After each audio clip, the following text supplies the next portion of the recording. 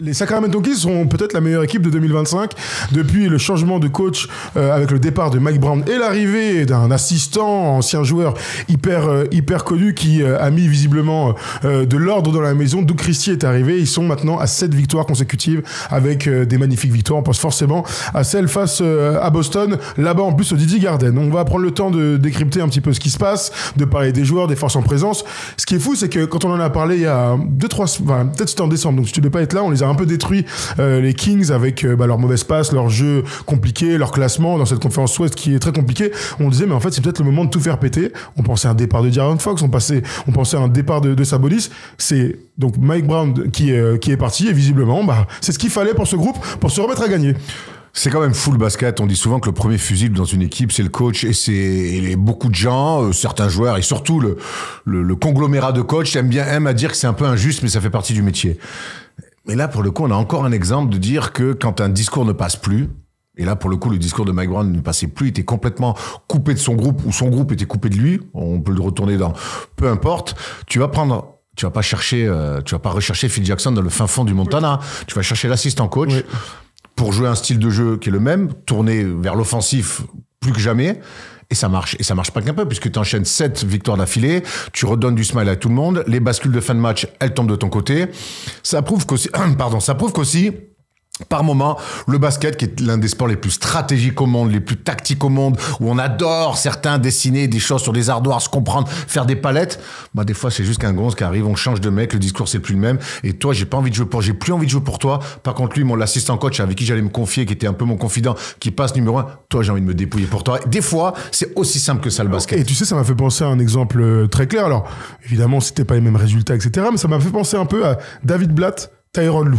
Alors, c'était vraiment un autre moment. Le fait qu'il y ait LeBron, de toute manière, ça change forcément tout. Mais tu sais, un coach référencé, qui a beaucoup d'expérience, etc. Même si David Blatt, en tant que head coach en NBA, on n'en avait pas énormément. Mais bon, tu sortais d'une finale NBA. Voilà. Tu sors d'une finale NBA. Et puis ton premier assistant, c'est un ancien joueur, assistant coach depuis quelques temps, très apprécié du vestiaire. Et dès qu'il y a ce changement, tu vois que l'équipe est meilleure, arrive à mieux s'exprimer quelque part. Alors c'était pas en cours de saison, mais là j'ai quand même la sensation que on est dans la même physionomie avec le manager très proche des joueurs qui est plus là pour manager les joueurs justement que présenter de la tactique. La grande différence, c'est que les Cavs n'étaient pas dans un trou.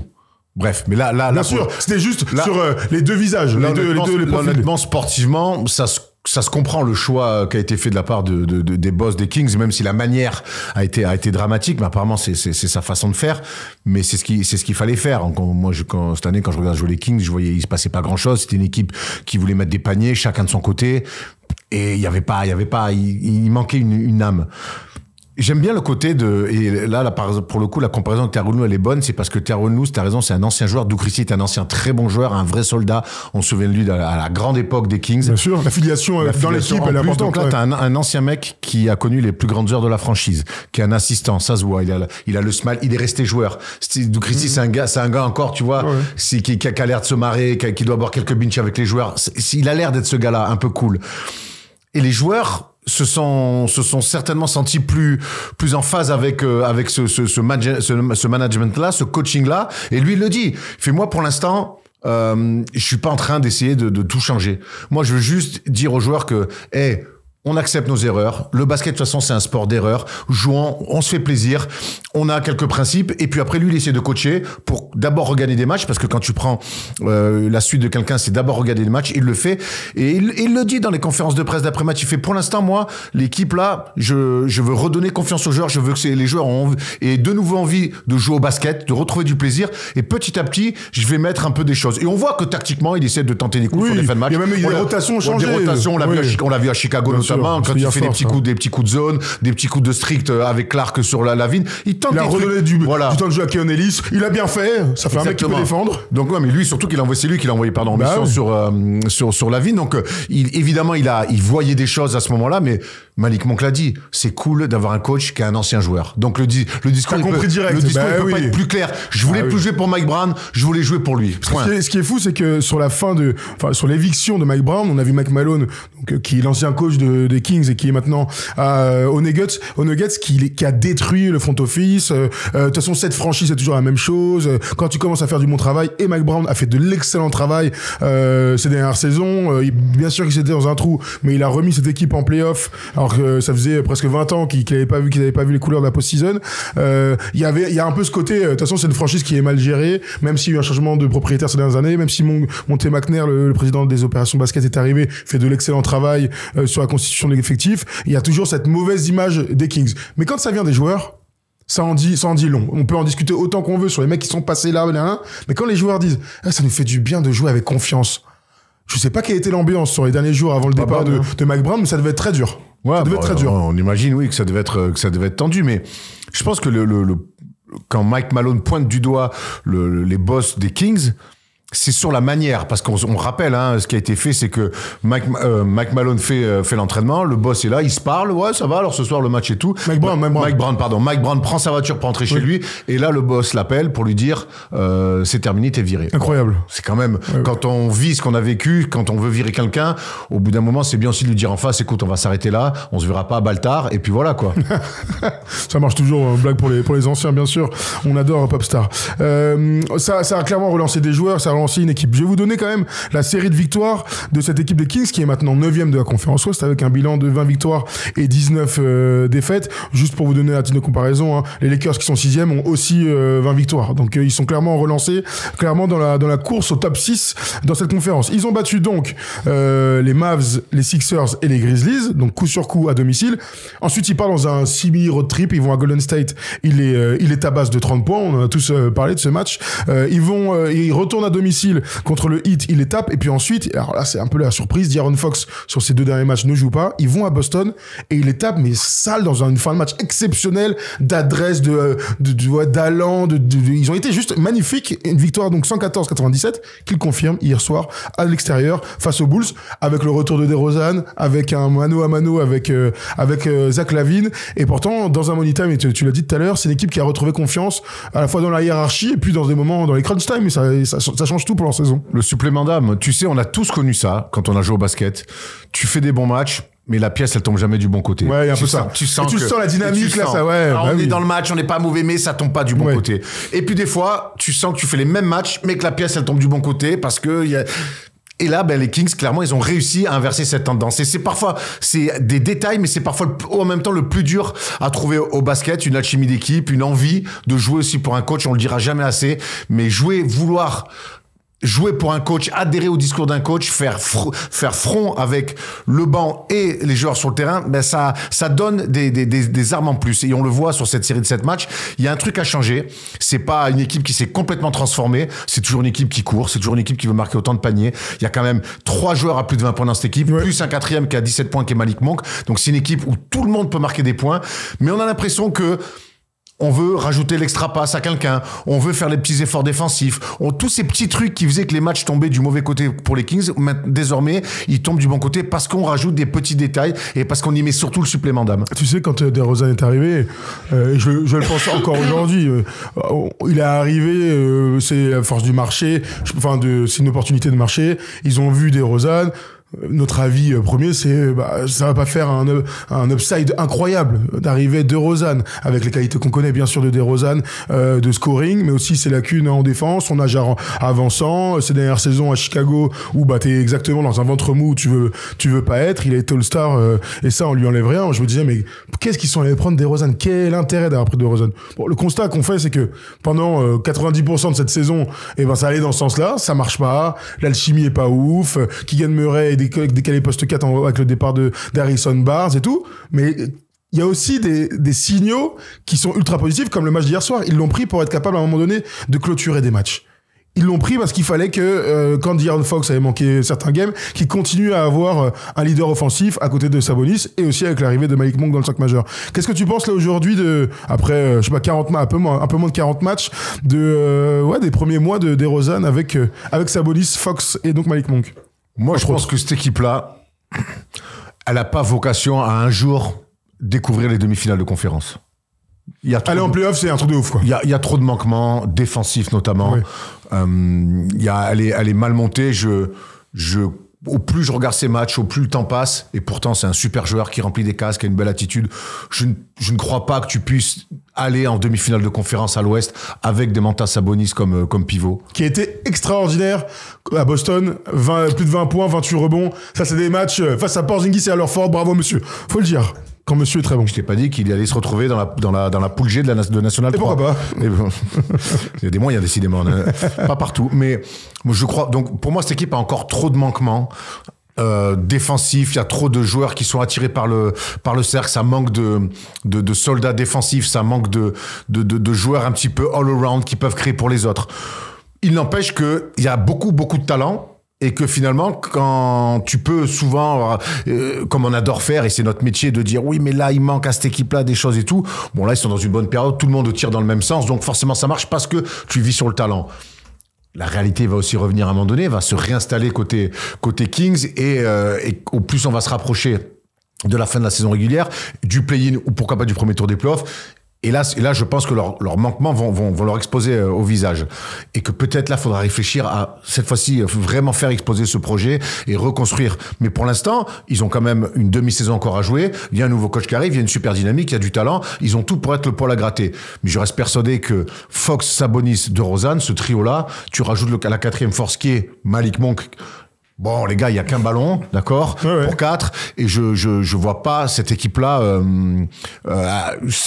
passer un tour de playoff. Il n'empêche que pourquoi pas finir dans les 6 pour le coup, parce que il y a du talent et que c'est une équipe qui peut, sur cette dynamique-là, être un vrai pour la gratter. Parlons un petit peu de Malik Monk, parce que bon, on a l'habitude de De'Aaron Fox, c'est un joueur, quand on en parle, je dis toujours la même chose, hein. Si De'Aaron Fox jouait au Knicks, ce serait une superstar de la ligue. Il a, malheureusement, comme d'autres joueurs, c'est la prouesse de Giannis, c'est la prouesse de Anthony Edwards, là, d'être dans des petits marchés, dans des équipes moins cotées auprès du grand public, et quand même être parmi les meilleurs de toute la ligue. De'Aaron Fox, il est pas aussi fort que les deux joueurs que je viens de citer, mais il fait partie quand même des mecs comme Jalen Brunson. Si tu le mets dans une grosse équipe, sa popularité va être décuplée. Bref, mais je veux qu'on parle de Malik Monk, parce que Malik Monk, la petite info là de cette saison, c'est qu'ils l'ont installé sur le poste de titulaire. Lui qui, dans sa carrière, a débuté 57 matchs sur les 490 qu'il a disputés en tout. La seule saison où il a joué presque la moitié de ses matchs titulaires, c'est lors de sa saison 2021-2022 avec les Lakers. Sinon, toute sa carrière, il a fait en tant que 6e homme,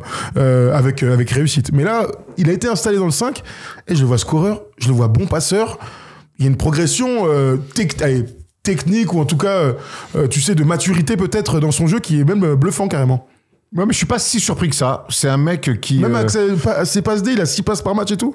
Ouais, mais alors... Il a 5 ans qu'il est là, mais 6 depuis quelques mois. C'est un mec qui, dans son style de bombe, je sors du banc, je mets le feu, et on l'a vu de nos propres yeux, nous, dans un match exceptionnel chez les Clippers à l'époque, il y a 3 ans, je crois, faire un match exceptionnel. Donc, c'est un mec qui va très, très vite. Plus vite que tout le monde, qui va très très haut. C'est vraiment une bombe athlétique. C'est un vrai mec techniquement qui est en phase dans son dribble, dans son tir, dans ses finitions. Et c'est un mec qui, dans ce registre-là de joueur sorti de banc, je mets le feu, qui je trouve est souvent juste, malgré tout. C'est quelqu'un qui joue juste, alors qu'il a un jeu à risque. Et donc, c'est pour ça que, évidemment, de le voir aujourd'hui à 5-6 passes de moyenne, c'est quand même bien au-dessus de ce qu'on pouvait imaginer de lui. Mais ça reste un mec qui a toujours joué juste. Et donc, finalement, avec ce nouveau rôle de titulaire aux côtés de De'Aaron Fox et de DeMar DeRozan, et sur les lignes arrière, je suis plus l'option numéro 2, je suis la 3e. Donc, il faut que je fasse autre chose. Ce que DeRozan ne fait pas. De'Aaron Fox, c'est pas le plus grand des passeurs non plus. Donc, il s'est peut-être mué, il a peut-être rempli des cases qu'il fallait remplir. Et c'est en ça que je te dis que je suis pas vraiment surpris, parce que je trouve que c'est un mec qui, quand même, joue tout le temps assez juste. Attends, je te donne les stats quand même sur la série des 7 victoires. Donc, tout va bien pour eux, hein. Il a 22 points par match, 4,3 rebonds, 7,6 passes. 7,6 passes. Il n'est pas dans des très hauts pourcentages, hein. Sur 18 tentatives par match, c'est un glouton.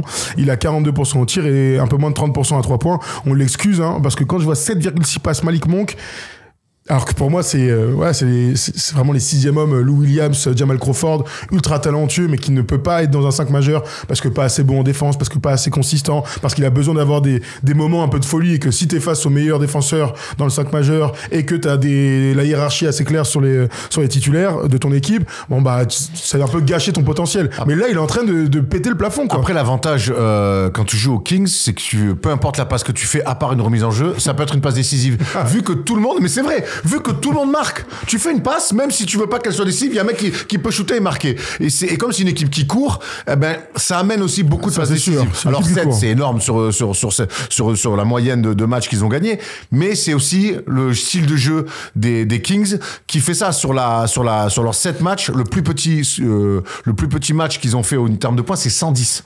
Ah oui, ils sont en folie.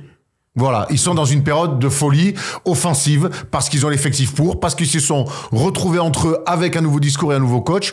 Maintenant, on va voir comment ça va durer, mais dans cette saison où il y a beaucoup d'équipes dans la conférence dans la conférence Ouest qui se cherchent, où c'est un peu le bordel, où il y a des blessés qui sous-performent, eh ben, je pense qu'avec cette série, ils se sont clairement remis dans la course au play-in, évidemment, mais surtout même au top 6. Avant de parler d'autres joueurs, là, il y a quelques commentaires sur Malik Monk. Il y a Gilles qui nous dit les mecs, Malik Monk était meneur à la fac. Intéressant. Aussi. Il y a Thomas qui nous dit Monk c'est un role player mais il fera pas la différence pour aller plus loin. Écoute, moi quand je vois un mec de 26 ans, mais c'est un cheveu ça. Mais Erwan. Ah, c'est pas le mien là pour le coup. Fox absent depuis 3 matchs, il revient 26 points à 9 sur 16 au tir. Bon, ça c'est D'Aaron Fox qui est magnifique, mais c'est intéressant d'avoir vos avis sur la progression de D'Aaron Fox, de Malik Monk. J'ai toujours moi tu sais quand t'es dans un rôle en NBA, que ça fait longtemps qu'on te connaît dans ce type de rôle-là, que t'as 26 ans, que tu t'éclates plutôt dans ce rôle-là.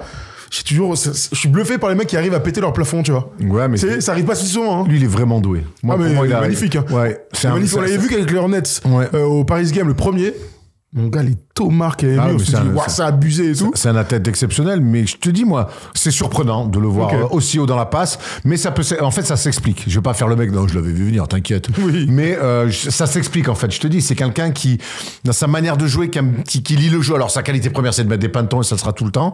Mais il a su, quand tu joues aux côtés d'Aaron Fox et de DeRozan, ben, il faut que tu amènes ça. Et je pense qu'il a compris. Et peut-être, on imagine aussi que Doug Christie a dû lui dire qu'il attendait ça de lui. Très bien. On avance un petit peu sur quelques questions des stars. J'aime bien te les poser celle-là, mais on a fait nos All-Stars pour tout à l'heure, pour le sujet un peu plus tard dans la soirée. On imagine un des Kings passer le cut du All-Star Game, Sabonis ou DeRozan ou D'Aaron Fox? Historiquement, les joueurs des Kings sont toujours un petit peu oubliés au moment des votes, même quand ils font des bons débuts de saison, parce que c'est les Kings et que c'est jamais l'équipe à laquelle tu penses en premier. Je me projette en disant qu'avec ce début de saison un peu merdique des Kings, je vois mal comment D'Aaron Fox, qui a déjà été un grand oublié du All-Star Game, pourrait l'être. Sabonis pareil, avec la concurrence monumentale, et Victor, qui est en train de monter dans la hiérarchie des grands aussi. Moi, je vois aucun Kings au All-Star Game cette année. Ouais. Ce serait assez surprenant. Je vous rappelle quand même qu'en 2023, et Fox et Sabonis étaient au All-Star Game. Hein. Ils ont Sabonis, c'était sa 3e sélection All-Star Game après les 2 avec les Pacers, et Fox, sa première et sa seule à l'heure actuelle pour notre ami. Parlons un peu des ambitions, parce que t'en as parlé tout à l'heure, mais quand tu fais une série comme ça, il y a un changement de coach. Pour l'instant, il est intérimaire encore, Doug Christie. Il n'a pas été titularisé, on lui souhaite.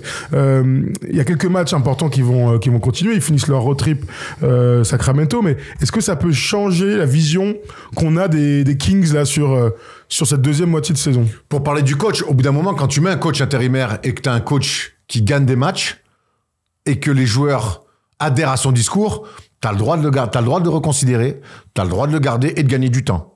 Parce qu'on sait que chercher un coach, faut faire des entretiens, faut truc, ça prend du temps. Tu vois 5, 6, 7, 8 mecs, tu fais un premier écrémage et ainsi de suite. Là, t'as un mec qui connaît la franchise. On rappelle, Doug Christie, il fait partie de l'équipe des Kings qui font finale de conf face aux Lakers où ils perdent 4-3. Il connaît cette franchise. Il a pas mal bourlingué. Il a joué aux Lakers, aux Knicks notamment, mais sa franchise de cœur, là où il a connu ses plus belles années, c'est chez les Kings. Donc, il a l'ADN de la franchise. Ça fait un petit moment qu'il est assistant coach, Doug Christie. Ça fait un moment qu'il est sur le banc, qu'il voit des coachs passer, qu'il est assistant, donc il a ce vécu d'assistant aussi. Et là, finalement, pour sa première expérience, il arrive, boum, il arrive à enchaîner des victoires et redresser la barre rapidement. Alors, on va pas dire de lui tout de suite que c'est un futur Greg Popovich, mais en tout cas, j'ose espérer que la vision peut-être de base qu'avaient les Kings en disant on met l'assistant intérimaire et on verra ce qui se passe, ben, du coup, ils vont élargir un petit peu plus leur prisme autour de Duke Christie. Moi, j'aime bien le joueur qu'il était, et quand je me projette sur le joueur qu'il était, je me dis que c'est un mec, c'est ces joueurs de devoir qui faisait un petit peu tout ce qu'il faut à une équipe, bien défendre, aller au rebond, faire des passes. Tu vois, ces espèces de glue guy là. Je me dis ça, en général, ça peut faire des bons coachs. Donc, et lui peut ramener une identité aussi à ces Kings, finalement une identité qu'ils n'ont jamais vraiment retrouvé sur du moyen terme, long terme, depuis les années Weber, Stojakovic et Duke Christie. Très bien. Je vous ai posé une question dans le chat par rapport aux ambitions de l'équipe. Est-ce que cette équipe des Kings, on les imagine se qualifier en play-off, que ce soit par le play-in ou dans le top 6 de la conférence Ouest, je vous rappelle, hein, donc ils ont le même nombre de victoires que les Lakers qui sont 6e. Est-ce que tu imagines Erwan qui se qualifie? Grosse cote, hein? Grosse cote, mais avec ce run-là, on l'a dit, ils se remettent complètement en place. La conférence Ouest, j'en parlais, je sais plus avec très dur à j'ai dit, je suis persuadé que cette année, il y a possiblement une énorme surprise, peut-être l'une des plus grosses qu'on ait jamais vues, qui sortirait de la conférence Ouest. Comment ça, tu veux dire qui vont en finale, qui sortent de la conférence. Je trouve que c'est tellement le bord. C'est quoi pour toi? C'est quoi? Rockets, Memphis, Dallas, tu vois, qui retourne avec la saison qui traverse. Il y a tellement d'équipes. T'as OKC qui est en place. T'as les Rockets et Memphis qui sont magnifiques, qui surperforment et qui sont magnifiques. Mais s'ils y vont, c'est une énorme surprise en finale quand même. Oui, et derrière, t'as Denver 4e. Mais Denver aujourd'hui, je te dis, il faut une bonne saison. Tu me dis quoi? Bah, ça va mieux quand même, hein. Oui, ça va mieux. La saison, c'est longue, hein. La saison, c'est longue. Non, mais donc c'était pas ouf. Jusque-là, c'était pas ouf, mais ça va mieux. Denver, ils ont presque touché le fond à un moment donné. Ça, c'est un départ de journaliste. Moi, je pense qu'ils avaient juste déplacé, ils étaient pas en forme. Comme de par hasard, là, ils reviennent et ils gagnent des matchs. Ah oui, on regarde pas les mêmes matchs alors. Aaron Gordon a beaucoup manqué, Jamal Murray était au bout du relax, ils ont un Jokic heureusement qu'il est là. Bon, okay. Là je veux dire, là ils retrouvent leur mec, tu vois ce que je veux dire, ils gagnent des matchs. Non, ils retrouvent pas leur mec, on va en parler tout à l'heure dans une autre vidéo avec Russell Westbrook, mais pour moi ils retrouvent pas des mecs. Il y a un mec qui est un ovni, il y a un autre qui a un supplémentaire exceptionnel. Dallas c'est compliqué, il y a plein d'équipes. Les Lakers c'est tantôt bien, tantôt pas bien. Les Clippers, Kawhi est revenu, mais bon, qu'est-ce que... En gros, sous-entendu, c'est soit OKC passe, c'est attendu, si c'est pas OKC, d'après toi, c'est une grosse surprise. Tout est ouvert. Maintenant, je veux bien ouvrir assez largement les portes. Il y aura pas de place pour les Kings. Moi, je te dis, quoi qu'il arrive. En play-off, hein. Mais en play-off, ouais. Pour moi, je les vois au mieux finir dans le top 6. Pourquoi pas, sur cette dynamique. Maintenant, les play-offs, on sait que tout se réduit, qu'il n'y a plus de place au hasard et aux dynamiques folles. Donc pour moi, s'ils vont play-off, ils ont réussi leur saison. Et il faudra vraiment réfléchir à rééquilibrer cette équipe qui, pour moi, est beaucoup, beaucoup trop portée sur l'attaque et pas assez sur la défense. Mais alors du coup, t'as pas répondu à la question. Est-ce que les Kings se qualifient en play-off, que ce soit par le play-in ou dans le top 6, oui ou non? Oh. Toujours. Alors, je vais te donner les résultats du chat sur Twitch. Non, les Kings vont pas se qualifier à 58%. Et sur YouTube, on est à... je peux pas voir si c'est bon. On est à non aussi à 61%. Non, donc vous êtes d'accord? Je vais suivre un peu la mouvance. Je vais dire non, parce que je trouve qu'il y a des équipes qui sont plus armées, plus en place, et surtout qui arrivent à être un petit peu plus présents des deux côtés du terrain. Alors, on a vu que Duke Christie, avec des zones 2-3, 3-2, il arrive à mixer des match-up, à mettre des mecs en mission sur les meilleurs défenseurs adverses. Très bien, c'est bien, ça marche au début, les équipes sont pas encore prêtes à ça. Bon, voilà, je pense qu'il y a des équipes quand même en avance par rapport aux Kings. Ce serait très surprenant qu'ils se qualifient. Voilà. Ce qui est sûr, c'est que le play-in de la conférence Ouest, les amis, il va être régalade. Et tu parlais des surprises, d'une éventuelle surprise pour aller en finale. Bon, les deux équipes qui vont rester sur le tech au moment du play-in, ça va faire mal aussi. À l'heure actuelle, c'est les Warriors et les Spurs qui sont hors. Bon, je parle évidemment pas des Blazers, du Jazz et des Pelicans, mais pour l'instant, c'est Warriors Spurs, donc entre les Suns, les Kings, les Wolves, les Clippers, les Lakers, voir si on regarde un peu plus haut les Mavs, il y aura deux équipes qui vont avoir un petit peu le mort. Mais ce sera évidemment passionnant à suivre au mois d'avril pour le début des play-ins. Bon, voilà, en tout cas, pour cette équipe de Sacramento, c'est important pour nous d'en parler parce que on en parle plutôt rarement et que quand ça va mal, on détruit des mecs. Quand ça va très bien, il faut aussi savoir encenser des équipes et on suivra à Milwaukee pour une 8e victoire. Pas simple. Milwaukee, ils ont pris une belle doudoune. Ils en ont pris une belle hier à New York. Là. Ils en ont pris une belle. Donc attention, Yanis revanchard. Mais ça peut être un super match à suivre. Et si vous n'avez pas vu le match entre les Bulls et les Kings hier soir sur League Pass, allez regarder. C'était très cool. De toute façon, les duels entre deux scores comme Lavine et DeRozan, ça c'est la NBA de saison régulière qu'on aime. Bien sûr. C'est valeur sûre. Ça, voilà, c'est comme à l'apéro, cacahuètes et puis olive verte. Et olive verte, ça marche. Bon, voilà pour la vidéo sur les Kings. Vous me dites dans les commentaires comme d'hab ce que vous en pensez et si cette équipe va se qualifier en play-off.